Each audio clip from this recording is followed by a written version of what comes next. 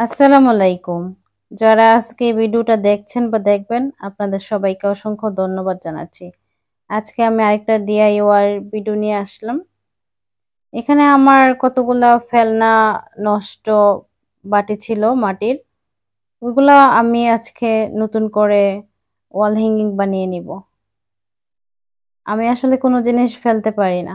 কারণ দেখা যায় কি বাসার বেশিরভাগ জিনিসই আমি টাকা জমিয়ে তারপরে কিনে আনি তো, এজন্য আমার মনে হয় মায়াটাও বেশি লাগে। আমি এটা দিয়ে মাটির পাত্রগুলাকে ছিদ্র করে নিচ্ছি। আর অনেক সুন্দরভাবে ছিদ্র হয়ে যায়। এটা আপনারা কাঠ মিস্ত্রির দোকানে পেয়ে যাবেন। এটা দিয়ে খুব সহজে মাটির হাঁড়ি পাতিল ছিদ্র করা যায় যে। আমি ছিদ্র করে নিয়েছি। আর এই বাটিগুলো অনেক ওজন ছিল তো, তাই আমি মাঝখান দিয়ে এভাবে ছিদ্র করে নিচ্ছি যাতে ওয়ালে আমি লোহা দিয়ে লাগিয়ে নিতে পারি। এখন আমি সবগুলাকে ছিদ্র করে কালার করে নিয়েছি। আমার কাছে সবুজ কালারটা ভালো লাগছে তাই সবুজ কালার করে নিছি। আপনারা চাইলে অন্য কালার করে নিতে পারবেন। তো সবুজ কালারটা শুকানোর পরে আমি এর মধ্যে গোল্ডেন কালার দিয়ে নিচ্ছি। এই তো এর মধ্যে আমি গোল্ডেন কালার দিয়ে শুকিয়ে নিচ্ছি। তারপর এইগুলার জন্য আমি ছোট ছোট কতগুলা ফুলের টব নিয়ে নিয়েছি।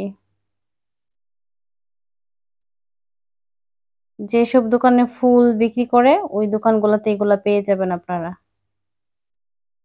ওয়ালে আমি সবগুলা লাগিয়ে নিয়েছি।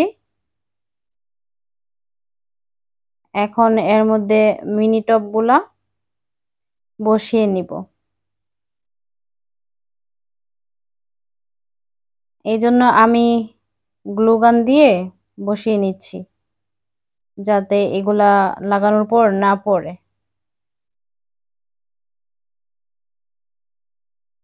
তো আমি সবগুলা কিন্তু এক এক করে গ্লু গান দিয়ে বসিয়ে নিব।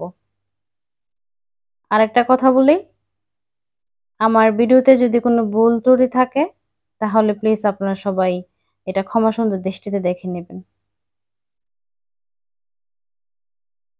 আর আমার কাছে যেগুলা ভালো লাগে ওইগুলাই আমি ভিডিও করি, ভিডিও করে আপনাদের মাঝে শেয়ার করি। জানি না আপনাদের কাছে কেমন লাগে।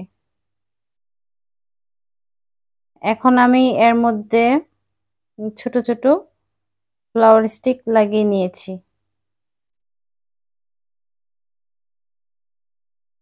আর মিনি টপ গুলাতে কিন্তু আমি গোল্ডেন কালার লাগিয়ে নিয়েছি।